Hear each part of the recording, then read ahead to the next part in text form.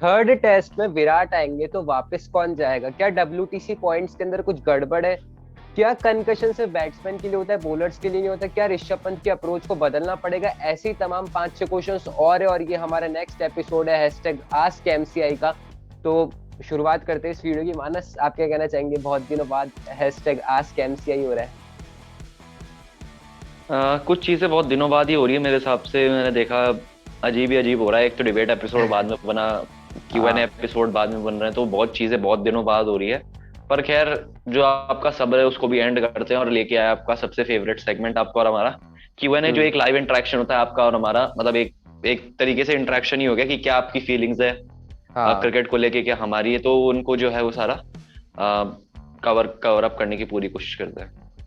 तो देखिए, सारे क्वेश्चंस हमने लेने की पूरी कोशिश करी। वैसे मेरे हिसाब से तो सारे क्वेश्चंस कवर हो जानी चाहिए जब हम वीडियो बना रहे हैं, और इसका अच्छे से एक्सप्लेनेशन भी जरूर से देंगे।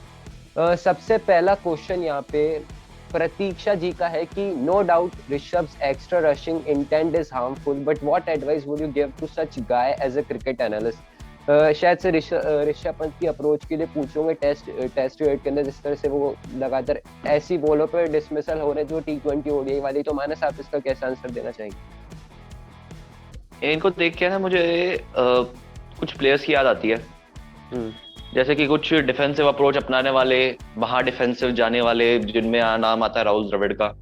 कुछ हाँ। अटैकिंग खेलने वाले, जिनमें आता है वीरेंद्र सहवाग का, कि भाई नो डाउट कैसा भी बॉलर सामने हो, मस्त मौला आराम से होके खेलेंगे वीरेंद्र सहवाग जैसे।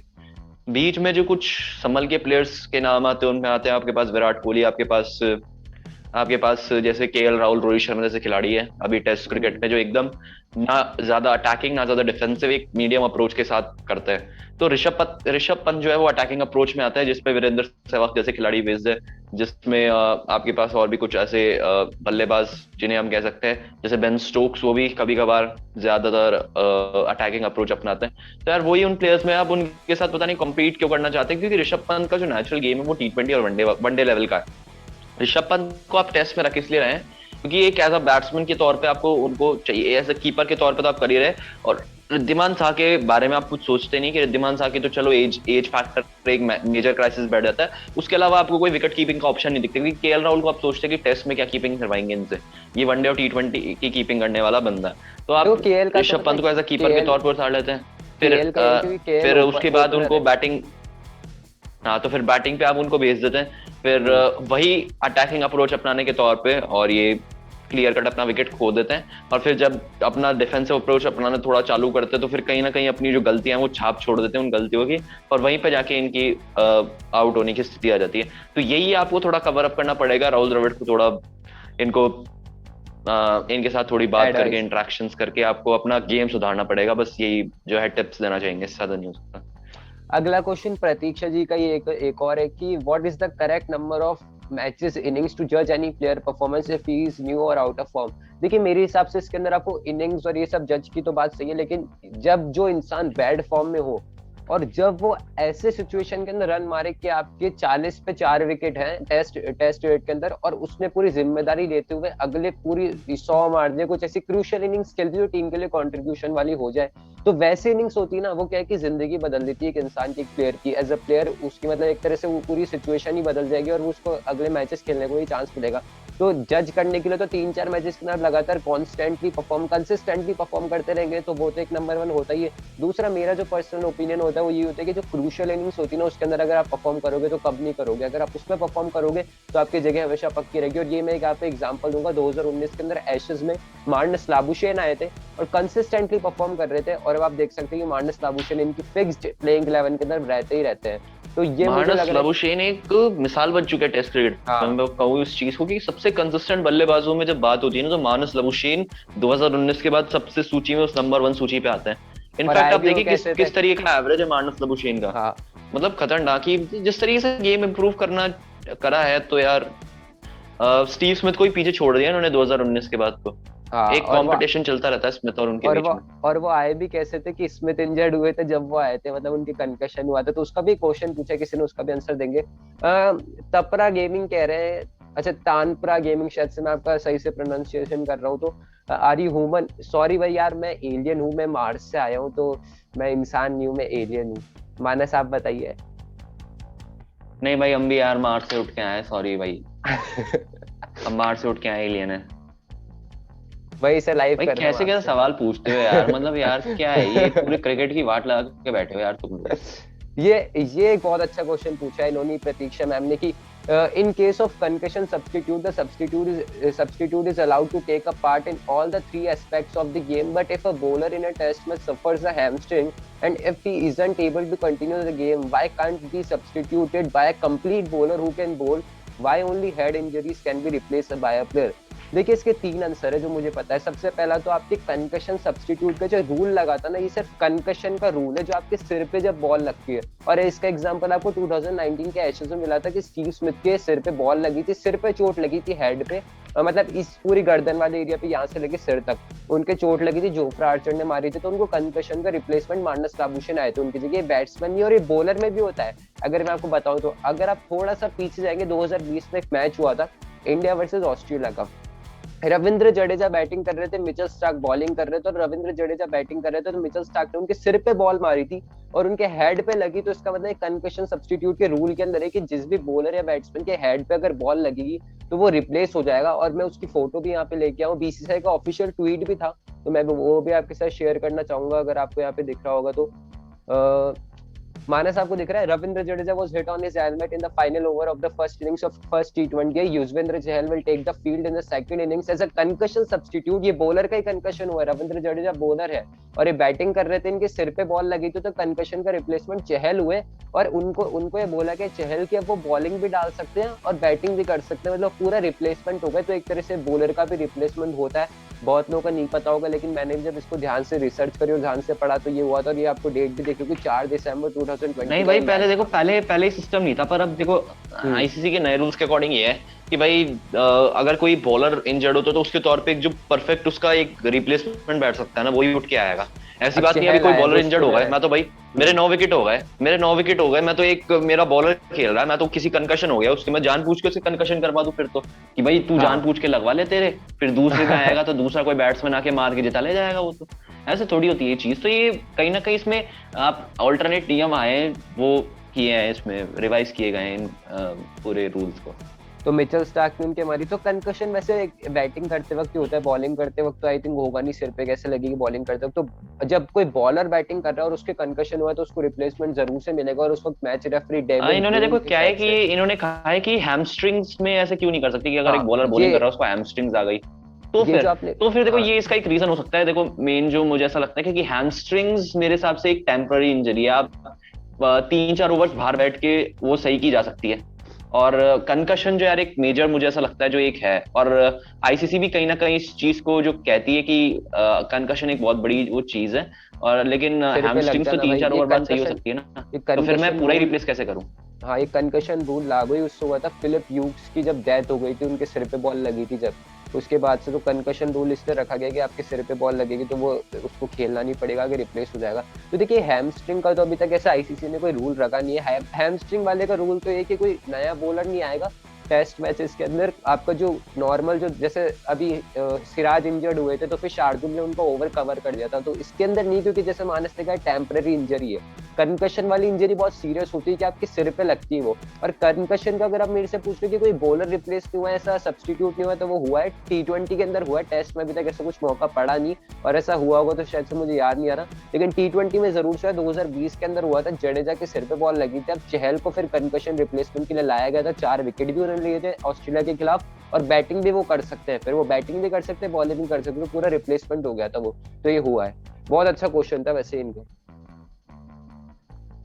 अगला क्वेश्चन इनका है कि what is the logic behind the WTC penalty points for every 1 over penalty 1 over penalty 1 point should be deducted. It is unfair for the teams who plays in Sena countries because in that pitches you need fast bowlers and fast bowlers take more time than spinners for completing their over.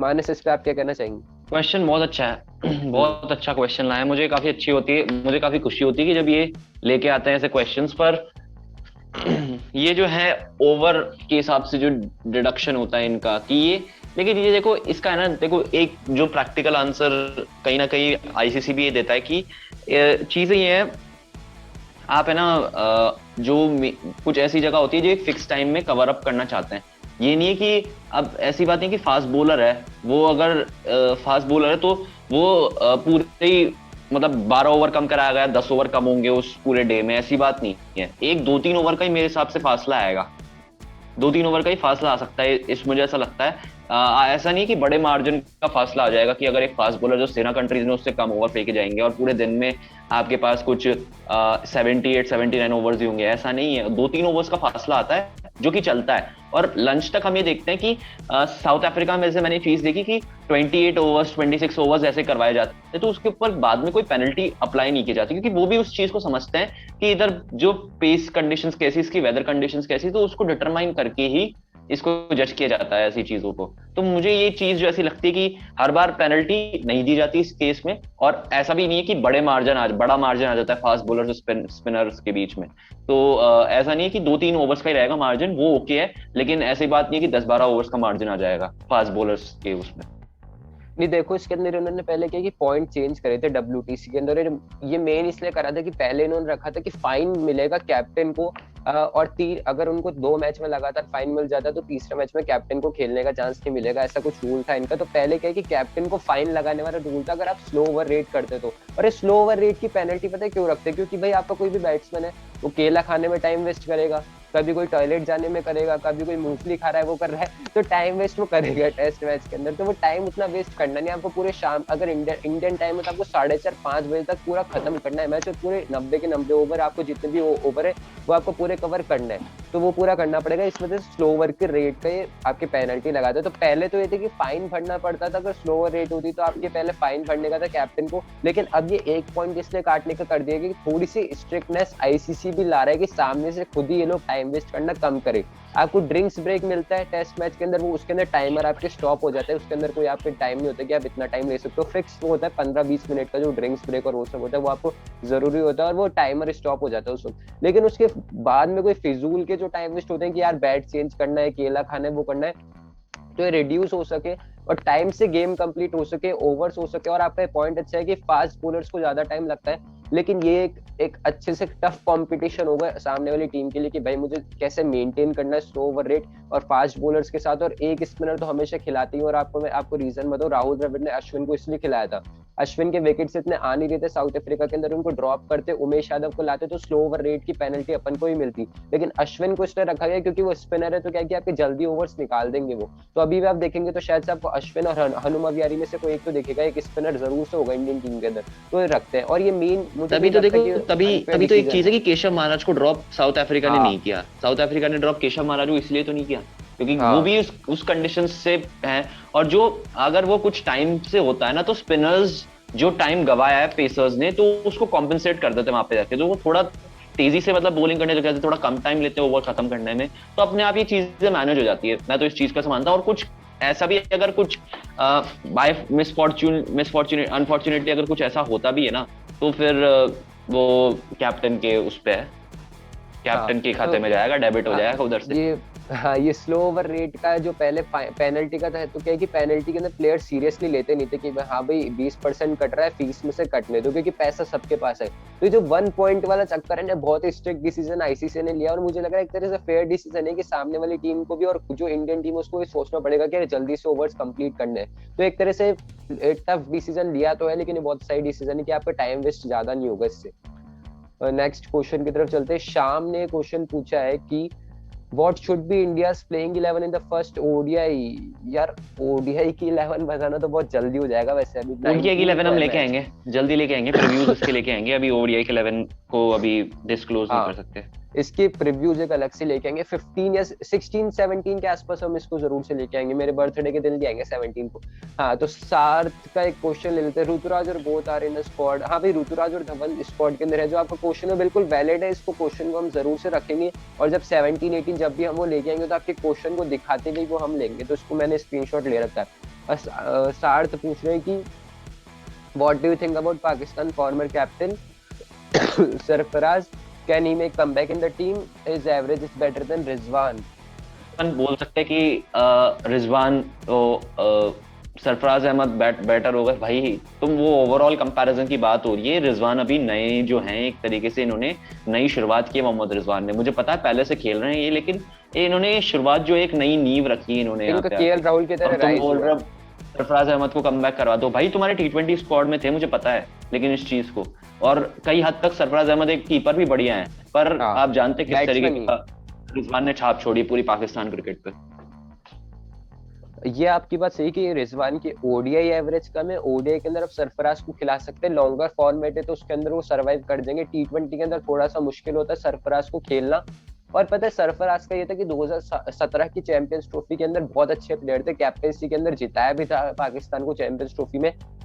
उसके बाद से उनका पता नहीं team ने chance भी कम दिया, और दूसरा फिर वो क्या है कि उनको जब कैप्टेंसी से हटाया गया तो वो थोड़ा मेंटली भी वैसे हो गए कि यार अब मैं कैप्टन भी नहीं हूँ, बिल्कुल मैं टीम से आउट ही हो गया हूँ। बाबर आजम ने फिर रिजवान को बुला लिया गया था, तो इनके बीच में भी वो चलता रहता है, जो आप जानते हैं क्या चलता रहता है कि सरफराज को पहले लिया नहीं था T20 वर्ल्ड कप के स्क्वाड के अंदर, पर भाई फिर भी बाद में बॉयज जाके लिया प्लेड गया। Well, Sarfaraz played well, Sarfaraz हाँ। Played well.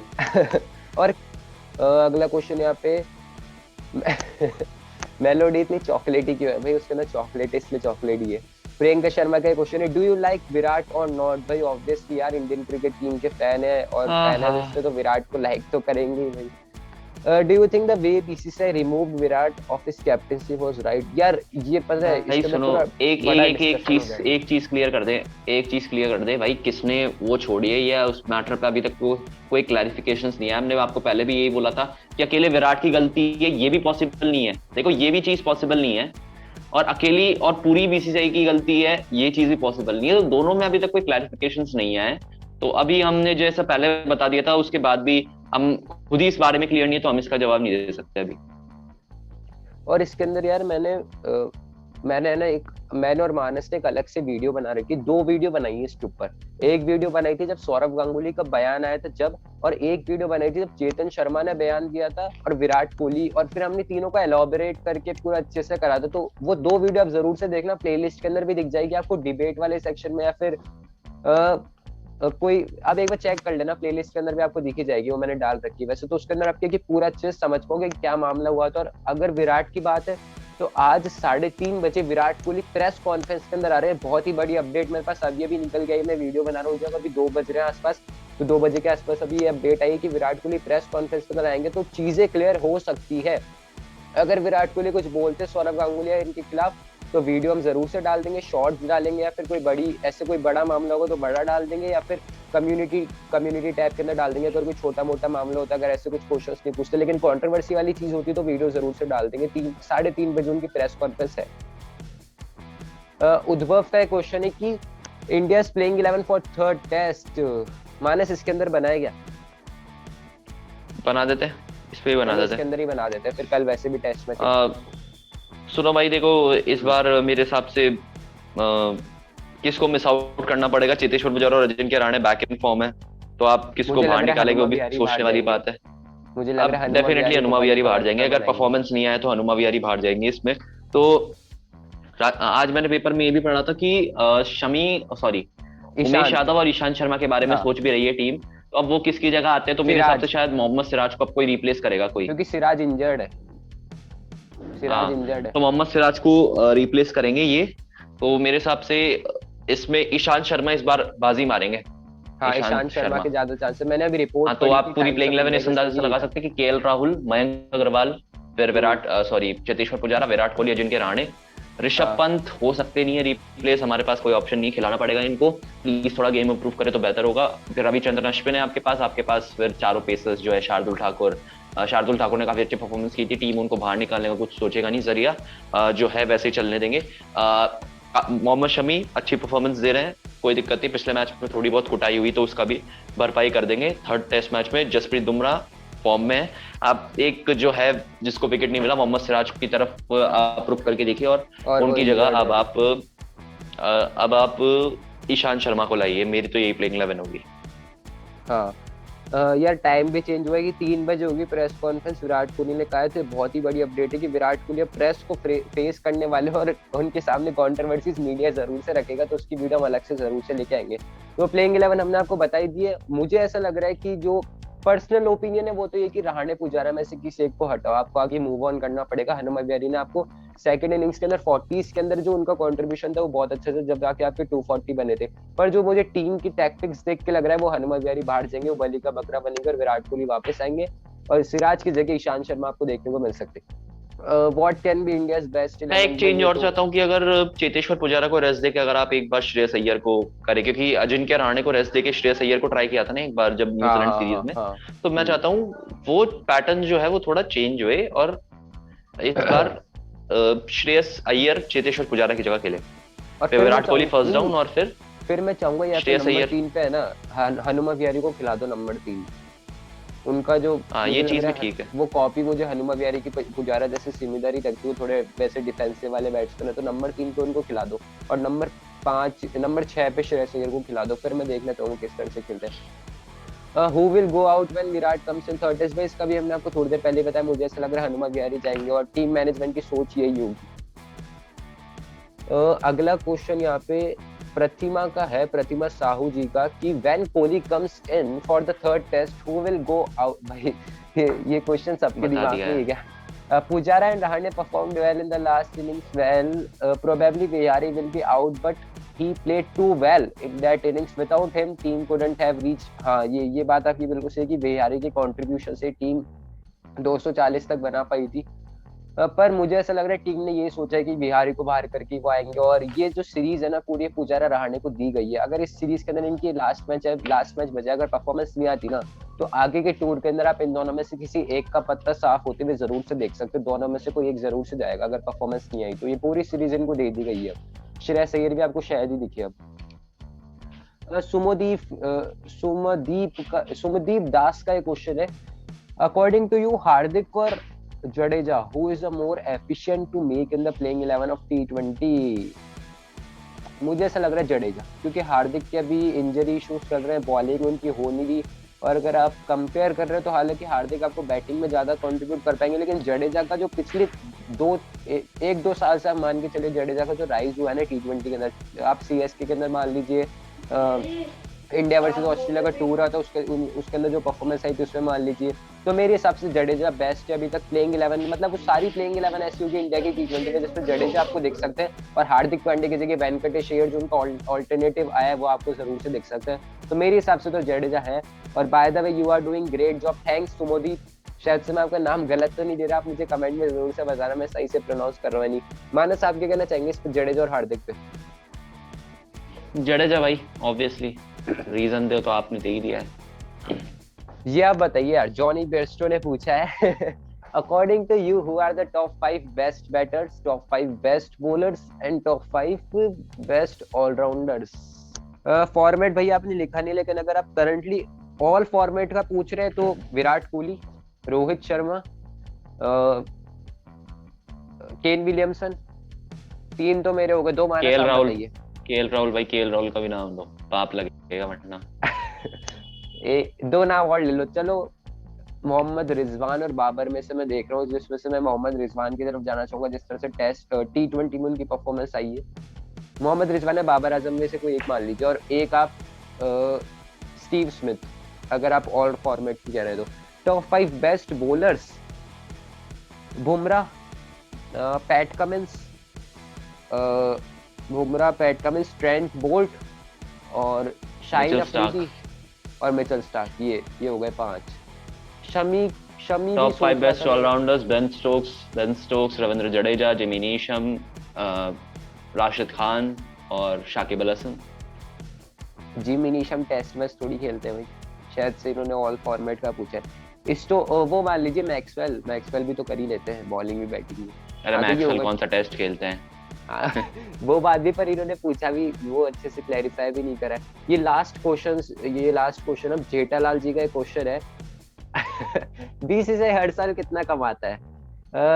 बीसीसीआई हर साल कितना कमाता है भाई? यार, ये तो इनके चार्टर्ड अकाउंटेंट से पूछना पड़ेगा यार, हमसे क्या पूछ तो रहे हो? यार सीए को पता होगा यार, हमें कैसे पता होगा, पर कमाता तो वही ज्यादा ही है, क्योंकि इतना कमाता है जब जाके तो आईपीएल और ये सब करवाता है। कितने कमाता होगा? सुन लो, पर ये 7,500 करोड़ रुपए तो अभी तो सिर्फ एक टीम से कमा ली है। मैं तो बोल रहा हूँ 7,500 करोड़ तो एक टीम से कमा ली है।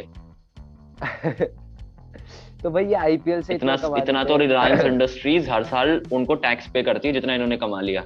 11 में होने के बावजूद कप्तान क्यों नहीं बनाया गया, जबकि उन्होंने ही ऑस्ट्रेलिया में टीम को जिताया था, जबकि सबको लग रहा है कि विराट की कप्तानी में ऑस्ट्रेलिया में जीत मिली थी। भाई ये यार ये बात आपकी बिल्कुल सही है, मैंने जिसको भी देखा है ना वो रहाणे की तारीफ करता ही नहीं वो गाबा वाले टेस्ट मैच के अंदर, बल्कि मेरी भाई ये कंट्रीब्यूशन सिर्फ उनका ही था। वक्त का खेल है, मैं बताऊं ना इस चीज को, ये सिर्फ वक्त का खेल है कि कहाँ एक वक्त था जब रहाणे को आप एक मेन टेस्ट बैट्समैन समझते थे। पूरे इंडियन प्लेइंग 11 में उठा लो, सबसे बेस्ट फॉरेन हाँ एवरेज है ना अजिंक्य रहाणे का है, हाँ सबसे बेस्ट फॉरेन एवरेज। हाँ टेस्ट विदेशी जमीनों में सबसे बेस्ट एवरेज अजिंक्य रहाणे का है, जिनमें भी सेना देशों में तो इनका और ऊपर पहुंच जाता है, पर साउथ अब अफ्रीका, इंग्लैंड, न्यूजीलैंड, ऑस्ट्रेलिया। पर यार इनकी बात सही भाई है फिर भी आपके है ना जो गाबा वाला टेस्ट हुआ था ना उसके अंदर रहाणे ने करी थी 36 ऑल आउट के बाद भाई विराट चले गए थे, लेकिन आपको रहाणे ने संभाला था, रहाणे ने कैप्टनसी करी थी। पर तारीफ कोई नहीं करता रहाणे की, तारीफ विराट की होती है कि विराट ने वो टेस्ट में जिता दिया। तो रवि शास्त्री भाई साहब क्या बोलते हैं कि विराट कोहली ने वीडियो कॉन्फ्रेंस के जरिए रहाणे को बताइए टैक्टिक्स। भाई मैं तो इससे साफ साफ इनकार करता हूँ कि जो बंदा आपकी वीडियो कॉन्फ्रेंस से बता रहा है तो फिर वो आपके डगआउट में रह सकता था, फिर वो आपको वीडियो कॉन्फ्रेंस से बता ही क्यों रहा है? जब आपको बताना ही था तो आप डगआउट के अंदर बैठ जाते, इंजर्ड थे तो। मतलब वीडियो कॉन्फ्रेंस के जरिए बता रहा है यार, ये मुझे समझ में आती है रवि शास्त्री की जो बातें चलती है। लेकिन मैं तो पूरा क्रेडिट रहाणे और बाकी टीम मेंबर्स वाशिंगटन सुंदर और जो यंगस्टर्स थे उन्होंने जिस तरह से परफॉर्मेंस दिए मैं उनको देना चाहूंगा। उस मैच में स्पेशली विराट को क्रेडिट नहीं मिलना चाहिए, रहाणे और बाकी टीम मेंबर्स को मिलना चाहिए। और आपका जो क्वेश्चन था वैलिड पॉइंट है, वसीम जाफर जी ने भी ये क्वेश्चन उठाया था कि आपने केएल राहुल को कैप्टनसी दे दी, वो नए नए आए तो आप एक्सपीरियंस रहाणे को कैप्टन क्यों नहीं बनाया जब विराट कोहली नहीं थे सेकंड टेस्ट में? तो मानस इसके अंदर आपको क्या ओपिनियन है? अगर रहाणे को बनाते तो कुछ अलग आपको रिजल्ट देखने को मिलता सेकंड टेस्ट में? भाई जब वो वाइस कैप्टन ही नहीं बनाए गए टीम के, तो फिर वाइस कैप्टन इस तौर पे तो रोहित शर्मा है, पर रोहित शर्मा इंजर्ड है तो केएल राहुल को बना दिया गया।